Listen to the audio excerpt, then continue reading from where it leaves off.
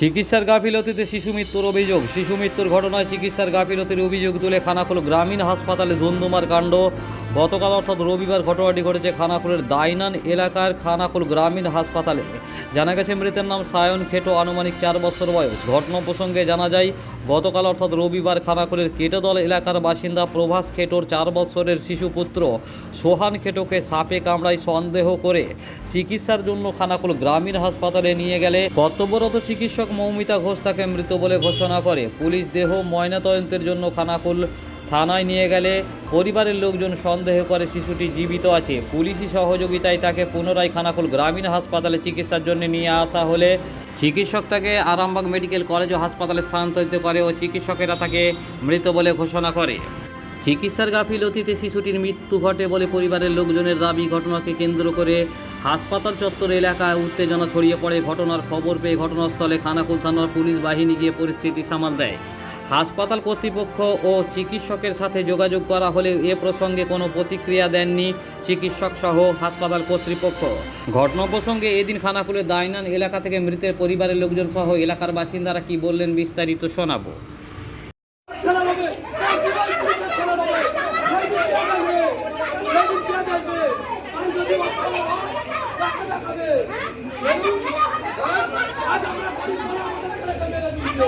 হসপিটালে এসেছি, বাচ্চাটাকে সাপে কামড়েছে। এমনকি হসপিটালে যে মূল ডাক্তারবাবু আছে তিনি হাত দিয়ে পর্যন্ত বাচ্চাটাকে দেখেনি। একটা নার্সের মেয়েকে পাঠিয়েছে, সে নিয়ে ইসিজি করতে গেছে। ইসিজির অর্ধেক হয়নি, বলছে হয়ে গেছে, নিয়ে বের করে দিল। বের করে দেওয়ার পরেতেই বলছে যে ডেট হয়ে গেছে বাচ্চাটা। ঠিক আছে, ডেট হয়ে গেছে, মিটে গেল। আমরা ওনাদেরকে রিকোয়েস্ট করলাম যে আমাদেরকে ছাড়ো, আমরা অন্যত্র ডাক্তার দেখাবো। কোনো মতে চান্স দেয় না ওরা। থানাতে ফোন করলো, থানার পুলিশ 8 ঘন্টা 40 মিনিট পরে এলো। কেন বলছো ওদেরকে ভর্তি করা হয়নি? এখন আবার বলছে যে এই যে শুনলেন, বলছে হসপিটালে ভর্তি করা হয়নি। পেট্রোল দিয়ে ধরে দাও, গাড়ির পেট্রোল ঢের আছে, ধরে দাও। পুলিশের পায়ে ধরেছি যে আমরা আরামবাগে দেখাবো। বলছে যে এখানে ভর্তি করা হয়নি, হসপিটাল কি মৃত বলে ঘোষণা করেছে। আমাদের কোনো কাগজ নেই। পোস্টমর্টমে পাঠিয়ে দিয়েছে। পুলিশকে রিকোয়েস্ট করলাম যে আপনার রিকোয়েস্ট আমরা রাখবো, কিন্তু আমাদেরকে বড় ডাক্তার দেখাবার সময় দাও। সেই সময়টা পর্যন্ত দেয়নি। আমরা নিয়ে যেতে চাইলাম, পায়ে ধরেছি। বলুন এবার। থানাকে ফোন করে দিয়েছে হসপিটাল, থানা থেকে গাড়ি এসেছে।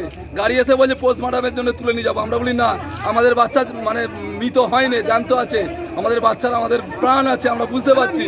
কোনো মতে শুনেনি। আমরা পায়ে পর্যন্ত ধরেছি যে আমাদেরকে সময় দিন, আমরা আরামবাগ নিয়ে যাবো, আপনারা সঙ্গে চলুন, আপনাদের গাড়িতে যাবো। কোনো রকমভাবে চান্স দেয়নি। নিয়ে গিয়ে থানায় ঢুকিয়ে দিল।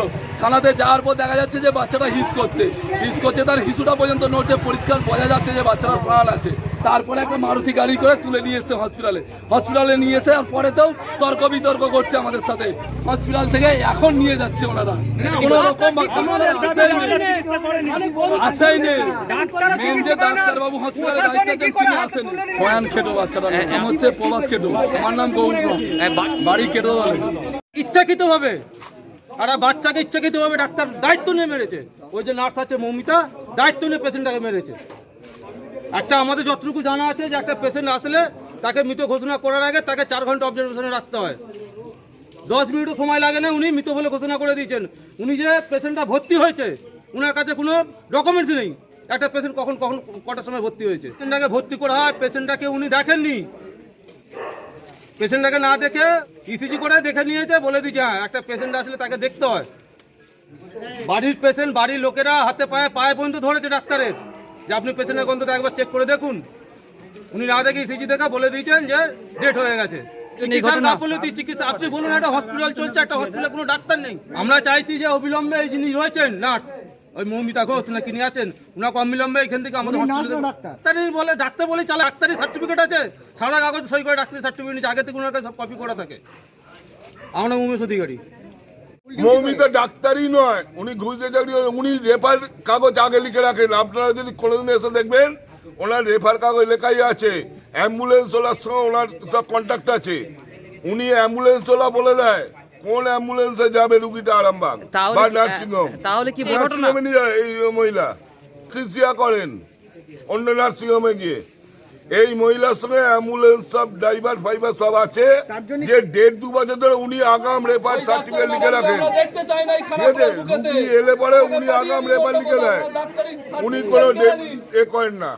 প্রচুর আপনি প্রচুর প্রচুর প্রচুর প্রচুর রকমের এখানে গাফিলতি। আসি, দেখি। সব দিকে আমাদের হচ্ছে বিএমই সাহেব, বিএমই সাহেবের কিছু একটা ইন্ধন আছে, বিএমই সাহেবের কিছু ইন্ধন থাকলে এইসব জিনিস হয় না।